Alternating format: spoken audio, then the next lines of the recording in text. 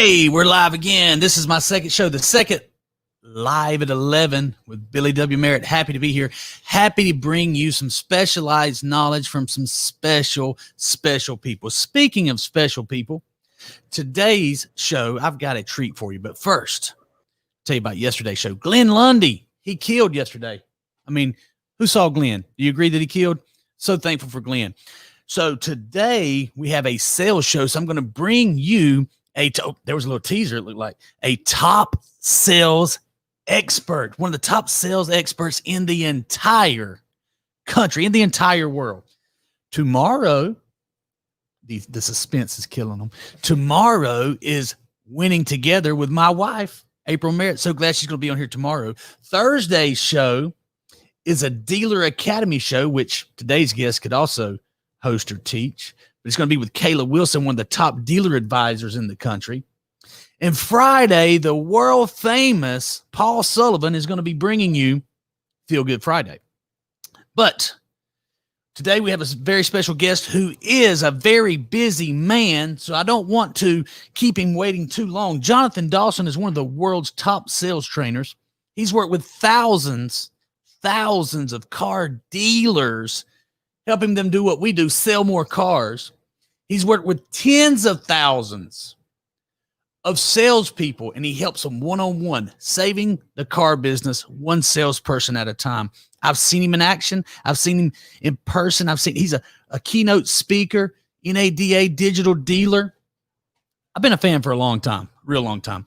I've worked with salespeople that have worked with him, and they're so easy to work with because they're well-trained. So without further ado, I bring to you the one and only Jonathan Dawson. Jonathan, good to see you, my friend. Good to see you. What a great introduction. I'm going to have you follow me around everywhere I go. And just like when I walk into a building or anything like that, if I just even walk into a restaurant, I just think I'll just have you start the whole show for me and tell everybody why I'm there to eat some food. What a great introduction. Thank you so much, Billy. Honored to be here. Glad to be here for you and your followers and fans and friends on social. Well, Jonathan, you know, speaking of that, someone following you around, do you remember the movie A Knight's Tale? And he actually had a guy who did that for him. That's right. Yeah, you just need to, if you could, I tell you what, I don't know, I think depending on the market, your accent would work, but I think if I could get you to tweak it, give me like a British accent in some places that we go and maybe an Australian or New Zealand accent. I think if you can give me a little diversity, depending on where we're going, I think that would be awesome. And I could pay you all of $5 an hour for that. I'd do it, man. I'm in. So, Jonathan, man, here's the deal, guy. You've been a fan of mine. I've been a fan of yours more accurately for a long time. I've seen a lot of salespeople you've worked with. I've actually worked with them inside dealerships, and it is a pleasure going in there and working with them. So let's just get right to it, man. You help dealers sell more cars, and the proof's in the pudding. And I've seen the pudding, man. Tell me how you do it. What's your main focus? How do you help so many people? How are you so effective? Well, first of all, I appreciate that. So the secret sauce, if you will, the secret to success is actually not focusing on the selling of the car itself. This is, as I explain it, it's going to be intuitively obvious to anybody who's built a business based on referrals and based on loyal clients. You know that the secret is not to try to sell the car. The secret is to solve a problem. The secret is to do it in a meaningful way. So my focus and what my students who are able to apply this, the reason why they see such dramatic and transformative growth is because their goal is not transactional, it's relational.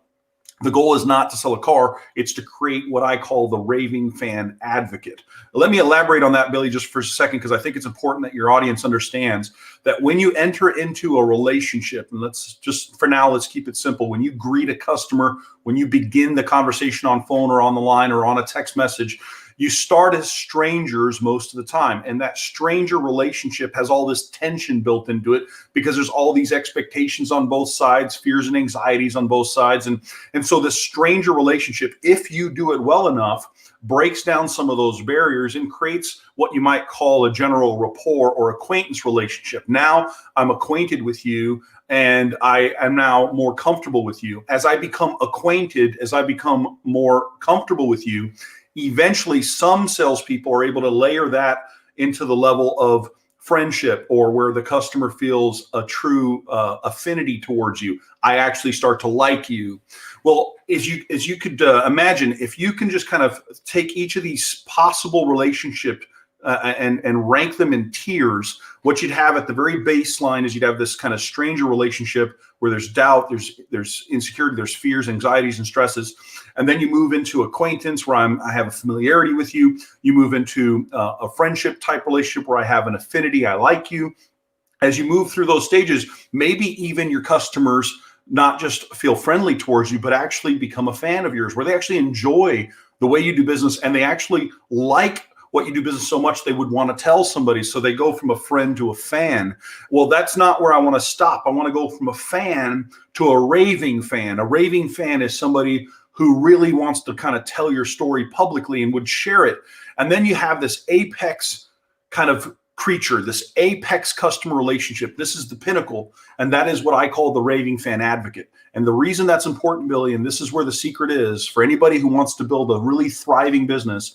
An advocate is a word we don't talk about a lot in sales, but it's actually the most important part of what we can do, which is cause someone to become your advocate. When someone is an advocate, they will actually endure personal injury. They will endure personal pain or suffering on behalf of the cause or the person they care about. An advocate will actually risk themselves to see what they care about win. And what I do, I think that's so impactful, is I help salespeople truly create advocates instead of just customers. And the evidence of that, by the way, is in what your customer is willing to do for you to see you win. Think about the world we're in right now, Billy. It's very political, right? I think it's fair to say we're in a political season, right? There are customers of ours that we sell a car to who, if you went to their home, you would see a yard sign of a political candidate in their yard. So you sold them a car. If you followed them to their house, you would see a yard sign of a politician or some political candidate or some political cause in their yard. They have a sign for a politician. My question to them is this: why will your customers have a sign for a politician, but they don't have your yard sign? When you sold a car last month, how come your customers didn't ask for your yard sign? How come your customers didn't say, hey, give me a yard sign, I'll put it next to my new car that says that shiny new car came from you? The truth is, if you had an advocate and not just a customer, your customer would want your yard sign. I have a student, Billy, who just got a customer to tattoo the salesperson's personal logo on their body. Come on now. No, Billy. A customer tattooed a car salesman's logo on their body because they're advocates and not just customers. This is the level my students get. They get this level of advocacy instead of just having happy customers. That's what everybody watching needs to ask. Not how many cars did I sell last month? How many advocates did I create last month? And that is what I do that makes a difference. Well, man, you said so many important things right there, Jonathan. I want to touch on a few of them and just get a little more in depth on what you talked about. So you said something that we talk about very often in this office and my team. Their number one job is to solve problems. So you mentioned that. You mentioned solving problems, and I'm going to give you two terms you mentioned. You mentioned growth. I'm a growth aspirant. I'm all about teaching people or helping people grow. I'm also a salesman's advocate. I will take on personal injury to try to help salespeople. And that's why I have you on here, man. It's so important for me to help some of these salespeople. We're going to get into that specifically. But as far as growth, how important is it? How do you implement it? And tell me more about problem solving. What do you mean problem solving? Yeah, fair enough. So when it comes to the growth component, I think that most people, when given just the objective question, would you want more? Would you like to be able to do more? Would you like to be able to achieve more? Would you like to be able to receive more? I think almost everybody would say, sure, right? I want more. I think the challenge many salespeople have in general, and dealerships in general, is that they kind of achieve a level of comfort that feels very close to, in their mind, what their ceiling is. So the average salesperson, if you just ask them, how much more do you believe you can do? What they'll give you is two answers. They'll give you the kind of the answer that they're supposed to give you, which is, oh, I'm sure I could do a lot more. But the truth is, what they actually believe in their psychology is they really feel like they're doing about the best they can. They don't actually think, oh, I'm only giving 30% of what I can do. They don't think that. They think, oh, I'm giving like 96% of what I actually can do. So the first part for growth is really to get somebody to realize that what their current standard is right now is based on what they think is normal, and not what's actually possible. And what's possible is far more important than what's normal. But most people's standards are set by normal. So they look around and they go, what would be normal for someone in my store with my experience based on my customers and my traffic? And what would be normal is 20 cars or something like that. So they think that's normal. But that's not what's important. What's important is what's possible. Let me give you an example of that. So I had a store I'm working with. In fact, they're a long-term client of mine. They're in Michigan. And I'm working with this Kia dealership. And at the Kia dealership, the current record in the history of this standalone Kia store is 22 cars in a month. That's the personal best history in the store. There's a sales manager at the time who is learning Sellchology. He's learning it as a student and as a manager. He's training his people. And he comes to me and he says, hey, John, I'm a little bit frustrated because I'm watching the stuff and I'm looking at what your other students do. And I just know that if these guys would just do it, it could be a lot better for the store. But I don't think they believe yet. So he said, I'm going to step down from my manager role and I'm going to go back into sales. He says, I'm going to do it for a couple of reasons. Number one is I honestly believe that as a salesperson, I can earn more money than as a manager right now. So selfishly, he's going to do it. But second of all, he says, I think it's better for the store if I go back and sell cars and use your stuff and show these guys what's actually possible using your stuff. I think the whole store would benefit more from me as a salesperson. So he sits down with me and he says, how do I get to 30 cars as fast as possible? And I said, well, okay, since the history of the store record is 22. He says, how do I get to 30 as fast as possible? I said, if we're trying to get to 30, we're going to start with a roadmap to 40. And he says, okay. And we mapped out how to get to 40 cars as fast as possible. 9 months later, Billy, 9 months later, he hits 44. Wow. In 9 months, he hit 44 cars. Not only that, but in the month that he hit 44 cars, several of the team hit over 20. In fact, the current store average right now is over 20 cars per month per person in that store. That just a year ago, the store average was close to 12. The reason why I share that is because when you sit down and talk to somebody, it's much more important to talk about what's actually possible than what's normal.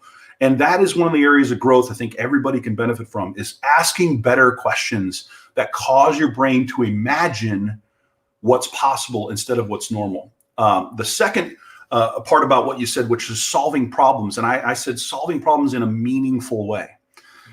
When you focus on solving problems, what you're really doing is trying to say, this person or this organization, this dealership, this manager, whoever you're working with, this manager has in their mind, a version of how it could be. And what you've got to help them do, and I think this is the mandate, by the way, Billy, of people like you and me who have influence and have the ability to serve people, is we have a couple of mandates. We're responsible to help people see things as they could be, and then help them also see things not worse than they actually are, because that's the other thing people do, is they always make their problems bigger than they really are. So they think there's more obstacles than there actually are for their success. And then the third thing is simple: help them roadmap to the way things could be. You've got to do both. You got to give them the clarity of vision of what's possible. You got to help them see that the current limitations they think are real are not as real and not as big, so that you clear the field obstacle-wise. Then you got to give them a roadmap to achieving that which they want and desire. And solving problems is really that simple. The challenge on the second part that I just mentioned is critical. Most people think that the challenges that they have, the limitations they have, is some sort of resource-based limitation. It's like managers say to me, John, you got to understand the market that we're in there's just not good people to pull from. We can't hire good people. There's just not good people. So they think the lack of resource, which is good people in their market, is the problem. Or you have a salesperson who says, John, you got to understand, there's not a lot of traffic at our dealership. We just don't get that much traffic, or I don't get access to the BDC, or I don't get access to the internet leads. And so their thought process that limits them is a belief system based on a limitation of resources. And it is not resources, but it's resourcefulness that is their true limitation. And Tony Robbins is the one that taught me that. We believe that it's resources when the truth is it's our resourcefulness. We're just not being resourceful enough to create a solution. And that's because we've got a limiting belief. So if you want to solve problems in a meaningful way, you got to help people's imagination. They got to be able to see a new way. Now, practically speaking, let's say if we're in a car deal together, and you're my customer, and I'm trying to sell you a car today. I'm trying to help you buy a car, right? In the course of that conversation, you've got a problem. You've got a problem. Your payment's too high, or your vehicle's not reliable, or your vehicle's not fitting your new budget, or your new lifestyle, I should say, or something like that. I got to understand, what is it you really want, as far as where do you want to go? Like in a perfect world, where would you be if you weren't where you are now? And then I have to take the current obstacles, your objections, and I got to minimize them. I got to help you see that what you think are the limitations are not really real. And then I got to get you a roadmap to getting what you want. And in a very, very fundamental, basic way, that is what selling is. It's understanding with clarity of vision what a customer is trying to accomplish, and then understanding what they perceive to be the obstacles or objections, the reasons why they don't have it, clearing the path, and helping them roadmap a way to get what they want. And we all who do that build loyal, raving fan advocates when we do it. Man, that's very meaningful, comments and conversation that you're giving me there. And I want to take it much deeper, and I appreciate you taking the time. Guys, if you're just joining us, I have Jonathan Dawson. He is the founder of Sellchology, one of the country and one of the world's top sales trainers. And Jonathan, we have some dealers watching us. We have Kim Ledbetter in Paris, Texas. We have Sarah Stalker in Colorado. We have Matt Pridemore. He's a business owner in Dublin.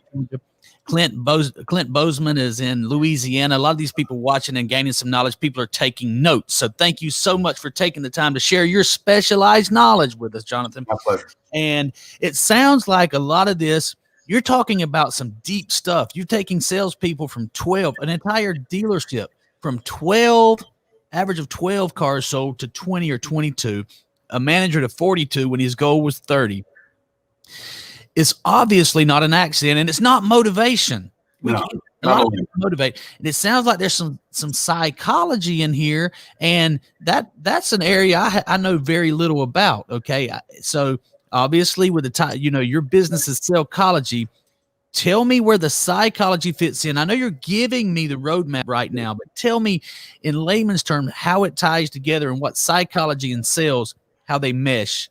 Well, yeah, I appreciate that. So first of all, what I believe, and I'm convinced of it, is that what a customer feels and what a customer is thinking during your sales process is vastly more important than the actual steps themselves. So a lot of training is on road to the sale, fundamental steps. Here's the meet and greet, fact finding, select a vehicle. I mean, like most of us know the steps of the sale.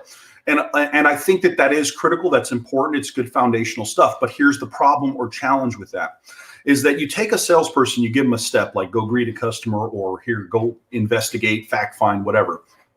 The customer's psychology, how they think and feel, is more important than the step or the word track. And let me give you an illustration, I think, that proves that point. I want you to imagine for a moment, Billy, that you're back on the lot and you are selling cars. And you have an option. There are two buses that are going to pull up this month. And one bus has 20 people in it who are going to buy a car, and they're all first-time ups. First-time guests, never met you before, strangers. You got another bus over here that's got 20 people that are all going to buy a car, and they're repeat customers. They've all bought from you before. Now, you get to choose which bus you're going to sell. Which bus would you choose? Bus 2. Doesn't take you much long. I mean, you don't have to think about it, do you? No. Now, let's talk psychology. Why is bus 2 obviously the choice? What's the psychology of your choice? Why did you pick bus 2? Well, they know me. They know the process. They trust me, and I have a much higher. I'm gonna sell them a car. Yeah. Well, in both cases, you would sell the car. I said you're going to sell a car either way. So that's not a factor. So you could, either way, you sell 20 of these people or 20 of these. Mm-hmm. If I ask you to unpack why this bus, you're going to say things like it's going to be a quicker sale. Mm-hmm. It's going to be an easier sale. It's probably going to be a funner sale. It's probably going to be a more profitable sale. All of those benefits are why you ultimately picked this group. If there was no real benefit to you, you wouldn't, it would be like, I don't care. But the reason why this is the obvious choice is the benefit to you personally is it's going to be easier to sell them, quicker to sell them, funner to sell them, more profitable to sell them. Because in both cases, you would still sell the either bus. Now, here's why though. Let's go the psychology. Why is it easier, funner, quicker, and more profitable? And it's one of the things you mentioned, which is this bus fundamentally trusts and likes you, and this bus doesn't yet. So what we're saying is this: the way a customer feels and what they think about you changes everything about the process that you're about to go through. See, in both cases, Billy, you still have to greet the customer. In both cases, you would have to understand what they're trying to do. In both cases, you'd have to select the right vehicle with them. You'd have to build value in it. You'd have to create mental ownership. You'd have to help clear the path of any objectives or obstacles. You'd have to gain agreement. The road to the sale for each bus would be fundamentally the same, but the experience would be completely transformatively different. Why? What they think and feel. So the psychology of your customer matters vastly more than the step or the word track. So what I want to help salespeople understand is when you're selling, when you're going through the process, what you want to do is learn to sell through empathy. Empathy is the ability to see the world through another person's eyes as though it's true. It's to see the sale through the customer's perspective. Most of our processes, word tracks, and training, and this is not a dig against anybody in general, this is just an observation I have. Most training is very customer combative. It's mostly about control. It's mostly about how do we convince? How do we overcome? How do we get the customer to follow us? And so the training of a lot of trainers out there is salesperson centric, sales process centric. And then it's basically how do we kind of tug the customer along with us? My approach, the Sellchology approach, is customer centric. So it starts from the perspective of the buyer. And when you start from the buyer's perspective and think from their perspective, you get a lot less resistance, because who's going to resist you if you're thinking about what they're thinking about? And so I'm going to give you a kind of a little one-liner that I use when I'm teaching. And this helps illustrate the point of psychology. If you, the customer, like the way that I think, if you hear me talking and you and I greet and I start talking and you like the way I think, if I think the way that you think, if I think the way you think, you're going to like the way that I think. And if you like the way that I think, you're going to start to like me. And if you like me, you're going to likely want to buy from me. So if you go backwards in that process, the secret is to think the way the customer thinks. And this is the foundation, by the way, of what rapport is on a scientific level. When you do rapport building strategically and scientifically, what you're doing is you're establishing a point of agreement or a point of connection with your buyer. And so when you do that, like if you hear me saying something right now, anybody in the audience, anybody who's watching this live or on the recording, if you're saying, man, I like the way this guy thinks, what you're really saying is I'm saying things that you believe are true, right? That's really what's happening. What's happening is you're hearing me say something and you're going, I believe that. And so what you're really liking is not what I'm saying. You're liking the fact that I'm saying what you believe. Right. You're actually an egomaniac as an individual, and you love the fact that I'm saying what you already believe is true. And you're like, I'm a genius. And now listen to this guy. This guy's a genius. And freaking, I love geniuses like me because there's so few of us in the world. And so what's happening on rapport is that when customers feel that they're meeting someone who is similar to them or understands them, their guard comes down, because we're never afraid of the known. We're only afraid of the unknown. And that's why through Sellchology, what creates such dramatic results is I'm teaching salespeople how to get out of the way. I'm teaching them how to be customer centric. And from the beginning, from the greeting on, how do you sell from the customer perspective? And that's what creates raving fan advocates. Gotcha. So I think I understand. I don't want to make sure that I don't miss the point. Tell me again the details of bus one, because I think I missed a part of that. Yeah, bus one is just strangers, right? Okay. You're fresh ups who don't know you yet. And so you have to essentially convince them Mm-hmm. to trust you. Mm-hmm. Bus two are people who already trust you and already like you because they've already gone through the experience with you. Right. Okay. So, right. So if you had the option, like if you were a brand new salesperson, let me speak to the person who's really new to the business right now, might be watching this. Or maybe you're a manager and you got a new person on your team and you're like, I got to get this person up and running because I think they can be successful. Let me just tell you something. If a salesperson, even a brand new one who doesn't have a customer base, if they can learn to sell this way I'm describing, this empathetic approach, proactive empathy, they will literally have the close ratio of someone who's selling a repeat buyer. Right. They can start selling at the volume of someone who has an established book of business. Many of my brand new salespeople have 20 and 30 car months within a few months if they apply this approach, because as we just said, the way a person thinks and feels is vastly more important than the steps or the word track. All you have to do when you greet a brand new customer, a stranger, all you have to do is speak to them from their perspective. If you want, we can just do a couple of practical examples. Can we role play a little bit? Yeah, absolutely. Okay, so let's role play. Let me just unpack it in a very practical way because I want people to be able to take a real note and go, I'm going to try this with a customer. So let's just, Billy, real quick. Let's just imagine that you and I are on the lot for now. Okay, let's just go classic greeting real quick, okay? And then we can talk about it on the phone and online and all that, same examples. For now, let's just talk mindset first, then mechanics, psychology first, and then the steps. So first of all, if you're a customer and you don't know me, what are some of the emotions you might be thinking when you first see me coming? Well, I'm on guard. This guy wants something. This guy, he's a salesman. He's gonna, Right.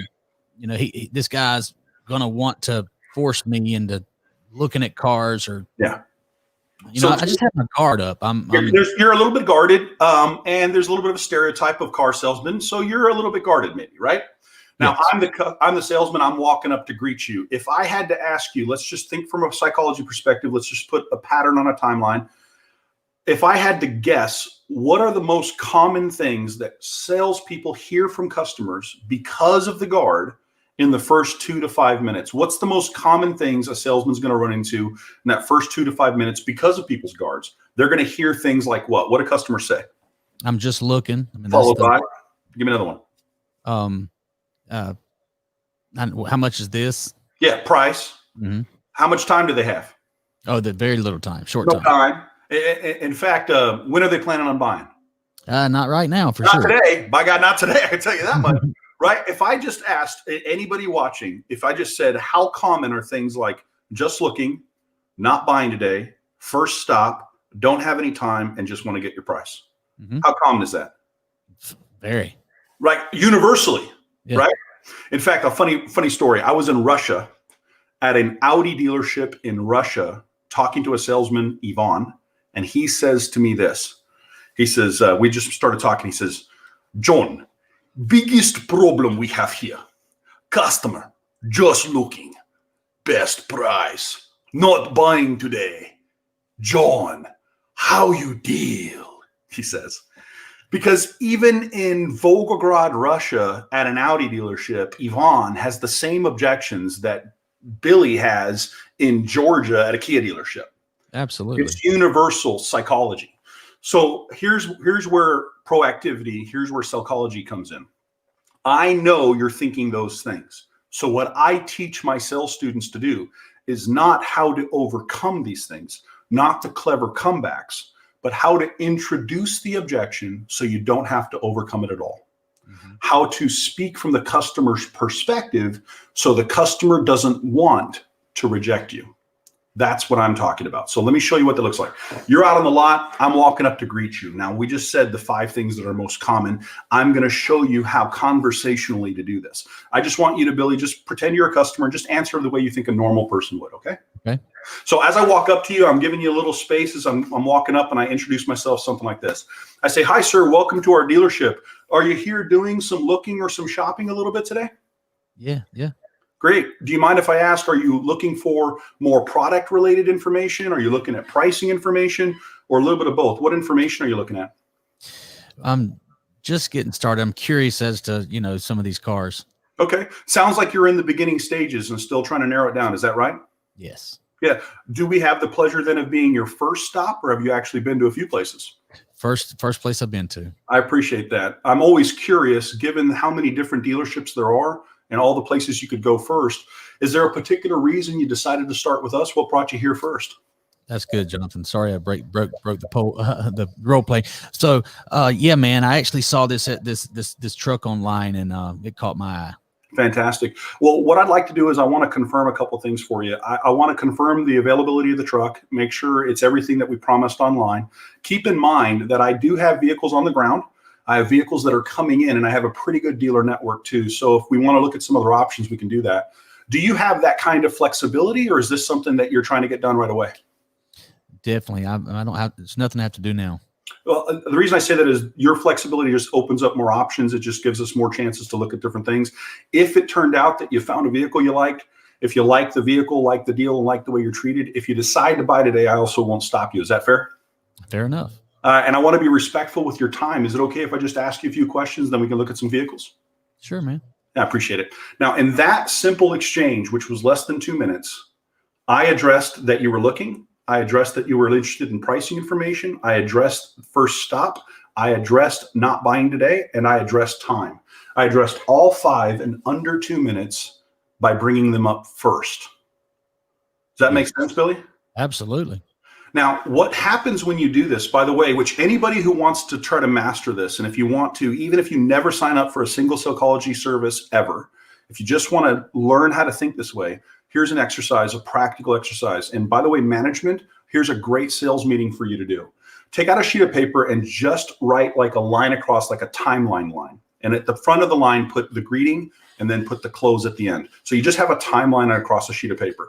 When you have this timeline written out, all I want you to do is think in groups or clusters of objections.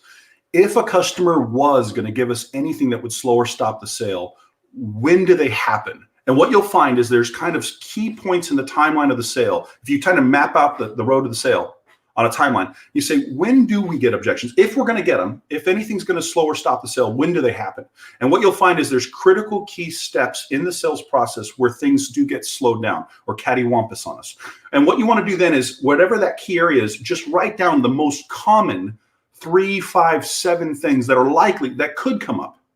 What could come up? And then you make a master list of them. And in this case, I just demonstrated with the first 5 in the first 30 seconds, right? So you make a list of here's the 5 things that are super common.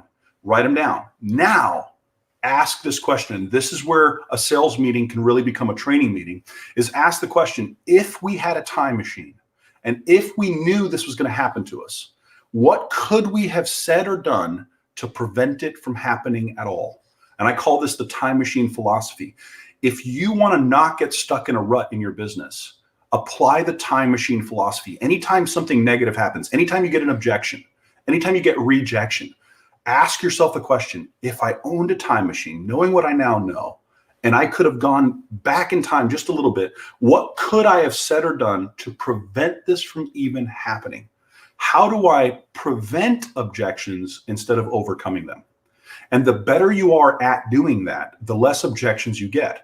And the less objections you get, the smoother the process is. The smoother the process is, the better experience. The better experience, the more likely you create a raving fan advocate. And that is how Sellchology works. So I learned some things there. That's very, very good information. And I can see, I totally understand why it works. I want to touch on one more thing and get you to elaborate. Yeah. You talked about rapport and you talked about trust. So here's my philosophy. Here's my belief in this may be a debate. It may be that I'm on track here or that we agree. So I feel as if, and I think this goes hand in hand with what you're saying, the customer cares about what the customer cares about. So when that customer comes up on the lot or calls on the phone, so many times we've been taught by bad managers to build rapport. When that customer, I think their psychology is they don't care about building rapport with me. They want the information and That's right. So I feel like if we build trust by giving that information, handling those 5 objections before, or introducing those 5 objections before the customer does, I feel as if we're gaining their trust, which is more important than rapport. Nothing wrong with rapport, That's right. but that trust is more important. Yeah. So what I want to use is I want to use a slightly, because I want to agree with you, but I want to modify what you're saying a little bit, put a little psychology spin on it. Okay. Okay. So when I say the word rapport, what I really mean is alignment or agreement.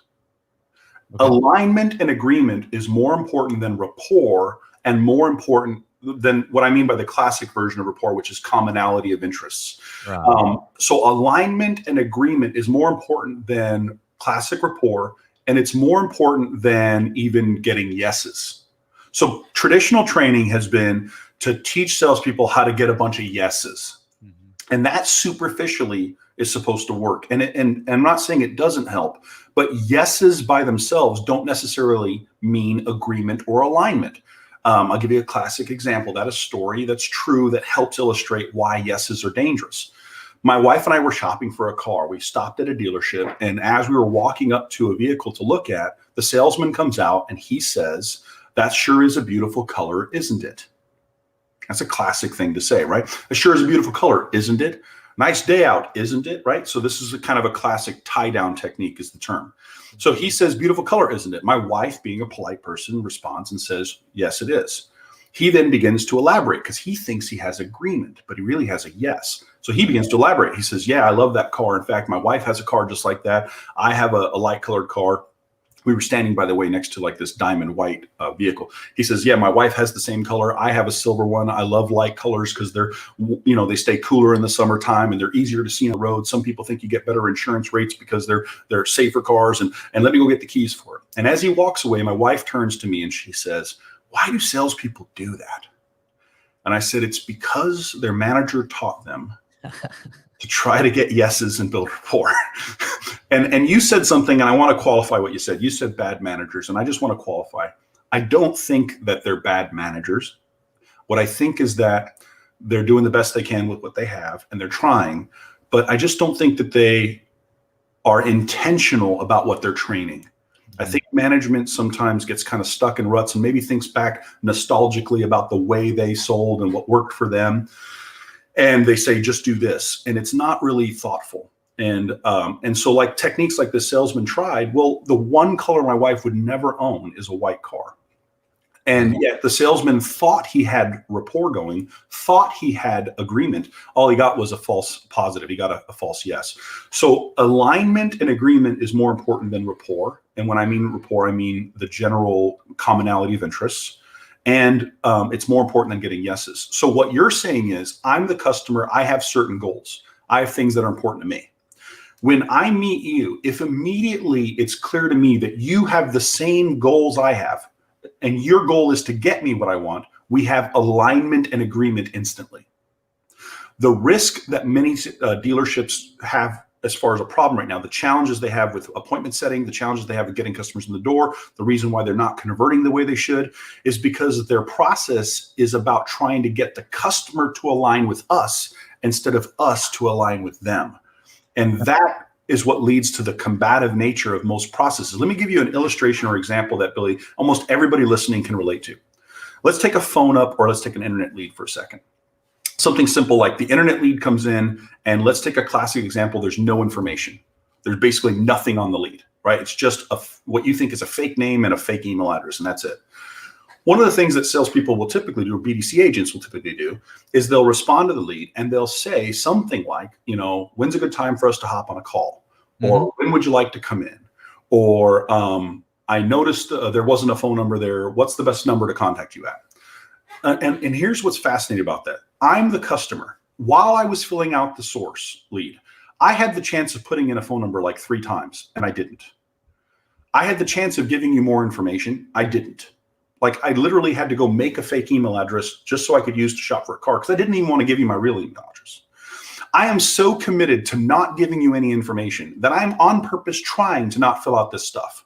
And yet you, the BDR, you, the BDM, you, the salesperson, gets a lead and thinks to yourself, "Hey, this person didn't put anything in here. I'm going to ask them to give me their information." Do you not realize that the one thing they've been trying to avoid doing is giving you their information? And the one thing you start the conversation with is, "Can I get information from you?" Even the language of when we try to get people in off the lot, we literally say things like, "Come on inside. I want to get some information from you." That's actually word track. Come on inside. I want to get some information from you guys. All you have to do is take away the M and then swap the O and the R, and you say this instead. Billy, come on inside. I want to get some information for you. Absolutely. Giving you information is different than getting information. But if you look at the subtlety of even simple things like the word track there, salespeople are taught to think from our perspective. I want to get information from you, not the customer's perspective. I want to give you information. And so, Billy, in that sense, I completely agree with you. If we had management who understood this, if we had salespeople and teams who understood this, they would focus on trying to redesign their process to be completely customer-centric. And in doing it that way, you don't give up control. You create influence. Mm-hmm. And when you create influence, you got customers who willingly choose to follow you and trust you. And you're 100% right. If I had to choose between two emotions, liking and trust, I'd rather have their trust than them like me in the beginning. And the way you gain trust is by establishing quickly that you have their best interests in mind. I like it, man. I absolutely love it. So, I'm remembering that you and I have had conversations in the past, even before I wrote The Art of Text Message Selling, where you actually posted some conversations between salespeople doing it the right way through text message before it was trendy, before everyone was forced into doing it. You were doing it. And I was a raving fan about it because you taught to give the information before even asking for anything. They want the price, give them the price, give them several prices. They want, payments, give them the payments. Back before it was cool, before it was a must, before 2020 hit us and everybody has to do deliveries over the phone and through email and text message, you guys were delivering cars and the customer would only have to come sign up. Everything was already done. So do you, and this is a serious question, not a plug for what I do, but do you believe that it's necessary to communicate with people through instant message, email, and text message without having them in a closing environment? Yeah, of course. Not only do I agree that that is practical and certainly, depending on the customer, very comfortable, but I think that I'm going to add a layer to what you just said. Again, if I can put a little Sellchology spin on it and refine it. For me, it's not simply that we're giving them information. And this is a distinction that I think is really important for my clients anyway. I think as a history of the car business, I think we went from a point where there was a time in our industry where it was very common to essentially withhold everything. We tried to hold all the cards, and the customer was basically at our mercy on what we would disclose. And then kind of the revolution of the internet brought about what we refer to as the information age, right? The information age now was the customer now had the information, and this information caused the dealer to panic because we're like, oh crap, now we don't have leverage. So that informational age led to the transactional age. The transactional age was then where we realized, like, now the customer has all the information, all we can do is essentially give up. So now it became kind of a race to the bottom, where it was like, whoever had the lowest price would win. Whoever was the quickest to respond with the lowest price would win the business. And so that became kind of normal. What I'm saying now is that the dealer who is experiential and relational is the one that is winning, not just in sales volume, but in profitability and the quality of the customer business that they're creating is substantially greater. It's an experiential / relational age. And what you're saying is essential to that, because it's not just, do I give them what they want and give them information on text or email or whatever, simply because I have to. I'm literally doing it intentionally to create an experience. I'm causing the customer to believe that I am easier and more transparent and more accurate and more helpful than the guy down the road. And so I'm creating an experience by giving information. I'm not just giving it because I have to, or I'm reluctantly forced to. I'm like, now I'm a hostage and I have to tell you this stuff. I'm literally doing it intentionally. I'm thoughtfully giving you information. Now, what I do and what I teach my students learn is what's called educational selling. Now, educational selling, Billy, is a step beyond informational selling. So the classic informational selling, information overload, which was popularized by Cardone about 15, 20 years ago, he began to popularize it, was this idea of give people what they want, give them what they want. If they want price, give them price, trade payments, down payments, everything that they want. That's informational selling, which is huge and important. Educational selling, though, is slightly different. And if I may say, this is something that I think very few people practice, is not just telling them here's the information, but helping them understand the value of it and helping them understand the meaning of it. So it's not enough to just tell somebody, here's my price. I want them to understand how we arrived at that price and why this price is what it is. When a customer understands how, why, and what, they become empowered in their decision, which means they feel more confident in their decision. Now, this is true, by the way, of anybody watching this. If I'm doing my job right as an educator, I'm teaching you something that helps you understand something better. When I do that, psychologically, what happens to you in your brain is you go, ooh, I understand this better. When you understand something at a deeper or more meaningful level, you feel better about that information, therefore feel more empowered, therefore feel more confident, and you feel better about yourself. And if I did that for you, then you begin to like me and go, man, I like this guy because the way he explains things makes me understand it in a way that's meaningful. You, the salesperson, have the same responsibility to your client. Don't just give them information. Educate the buyer as you serve the buyer. And what happens when you do that is the customer feels like, wow, you didn't just tell me an answer. You gave me an answer in a meaningful way that made me understand it, which means I like you and I trust you and I want to do business with you. We're in the experience business, not just the information business. And that gives you a huge competitive advantage. Absolutely, man. So I'm just going to touch on a couple of things here. We've been about 50 minutes. We have a 12 o'clock meeting we have to jump on, man. Thank you so much for sharing this knowledge with us. But before we just wrap it up, I want to touch on a couple of things you said and then ask you a couple quick questions. Sure. What I'm hearing is you're going to make it easier. You're going to be helpful. You're going to have meaningful conversations. Okay. So, and I did say bad managers earlier. Maybe I would have been better at saying there's some bad processes and there's just some bad processes and some bad information that has been taught for years. And I know you're breaking that mold and you're making the car business a better place. And that's what we do as well. So if you agree with that, let me know. And then finally, for the salesperson, because I am the salesman's advocate, I want you to talk to that salesperson who is just getting in the business or just about to give up because he's not having success, and tell them what they need to do, please. Absolutely. So first of all, let me just agree with what you have said. You're exactly right. The goal here is to do all this stuff in an intentional way and in a meaningful way. And the processes at some of our dealerships are antiquated. They're based on, like I said, a salesperson centric or a sales process centric approach, and it creates underlying conflict that we then have to teach people how to overcome. When you think about, Billy, how much energy and time is put into teaching salespeople how to overcome objections. I mean, think about that. Overcoming objections is one of the foundational, fundamental things we say you have to learn. That is utter nonsense. That is absolute nonsense. We do not have to teach people how to overcome objections. We have to teach people how to create an environment where the customer willingly chooses to do business with us. And you can do that. You can create an environment where the customer just wants to buy. We don't have to assume conflict and assume a back and forth and then teach our people how to wrestle with customers. We can teach them how to create an environment where the customer wants to follow. So that's what I hope to do. Now, to the salesperson who's new or struggling and really trying to wonder, is this a place I can make a real living for myself? Can I really take care of my family? Can I do this in a way where I'm not having to compromise my time with the people I love?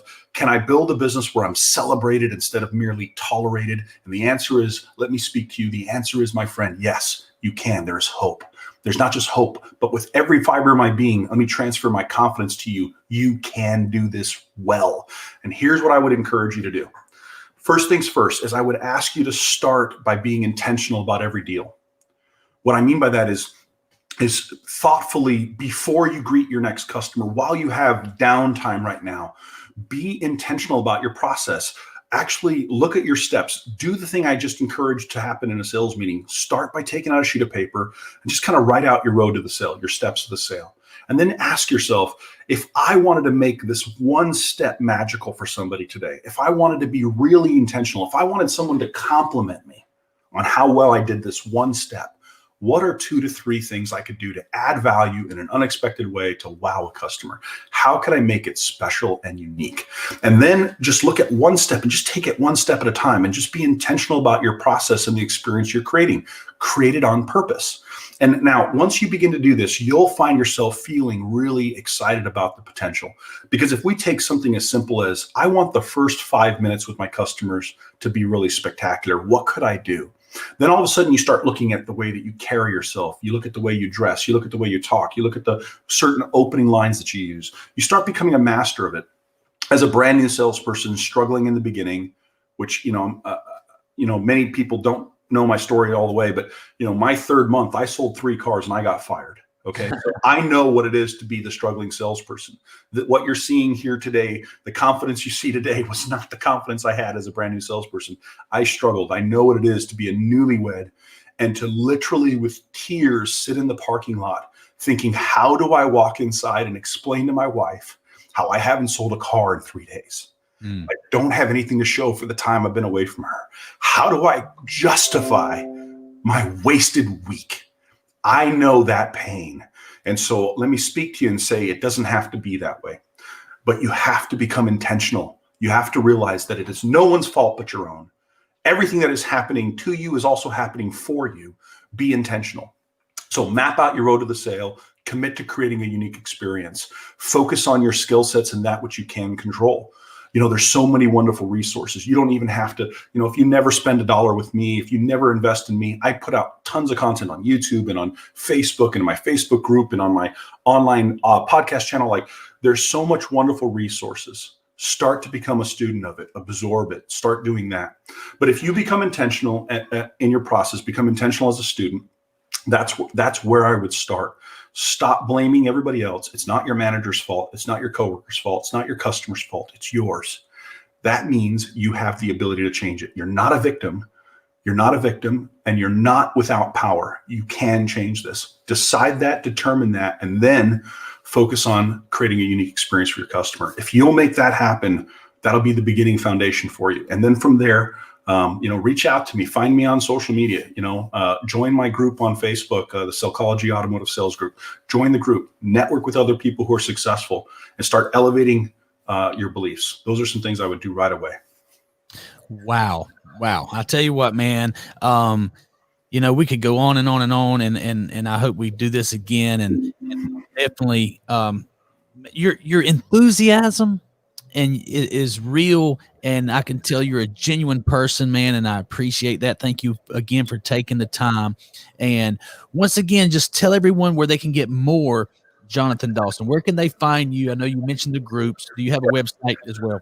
Sure, of course. So I like to kind of jokingly say I'm all over the web like Spider-Man, so you can't miss me if you're looking for me. Okay. You can just go to Google. In fact, I tell sometimes people who are curious about Sellchology and they'd like to get started with some information, don't know where to start. Sellchology is on the screen right there. You can see it on my shirt. You can see it on the screen. So all you would do is go to Google and type in that word first. Just type in Sellchology. And what you'll see actually is as you type it in, Google will actually bring up like a predictive of like all kinds of possible things because it gets searched so many times. There's all kinds of things. But just take Sellchology, then spacebar, and then put in anything you want to learn. Referrals, closing, investigation, motivation, difficult customers. Just take and go to Google and just type in Sellchology, space, any topic, and hit search. And it'll pull up probably a video, an audio, a blog post. It'll pull up some sort of resource. Also, if you're on social media, which if you're watching this, there's a good chance you are, find me on Facebook, follow my page. I post a lot of stuff there on my personal page, but also in my group. I have a group. You can search Sellchology Automotive Sales and Marketing Group. It's a group with about 12,000 automotive professionals all over the world. Join the group. Be part of the conversation there. That would be another way to do it. If you're a dealer, a GM, and you love your people even a little bit more than you love your customer, you're my perfect client. I want to work with people who love their people just a little bit more than they even love their customer. And I want my clients to be madly in love with their customers. If you want your team to create a business where they're celebrated and not tolerated, a business of raving fan advocates, a business where they can truly be proud of the day they've put in and go home to their family and look them in the eyes with confidence and saying, I gave a good return on that time. If you want to help your people learn the psychology of sales and marketing, if you want that, that is what we do. We're on a mission to save the world one salesperson at a time and to help managers create a better world for themselves. So that is the kind of people we serve. That's the mission that we're on. And anybody who resonates with that, I would love to talk to you about how we can help your people. Awesome, man. Thank you again. I know you're a busy guy. Thank you for taking the time to bring some specialized knowledge, because what I've done is I've committed to bringing people experts with real solutions. And if you didn't get some real solutions from this 1 hour conversation, I don't think you were paying attention. Jonathan, thank you so much, man. I look forward to talking to you soon, and I hope I can help you in the future, man. My pleasure, Billy. Thank you for the opportunity. Have a great one, buddy. You too. Take care. Bye, everybody. All right. So thank you guys for watching. Thank you for paying attention. Thank you for sticking with me. We had a lot of people that stuck with me for the whole hour. Thank you to my producers, Jamie and Smith. Thank you for my team that's put this whole thing together. Thank you guys for watching. Tomorrow, a very big day. April Merritt's going to get on here. It's going to be Winning Together. Got my wife coming. Going to be a great show. Might get crazy up in here. Hey, Thursday, we got Caleb Wilson coming Friday. Paul Sullivan's going to have a Feel Good Friday. Well, it's Tuesday, and I feel good already. So I'll see you guys soon. Thank you again.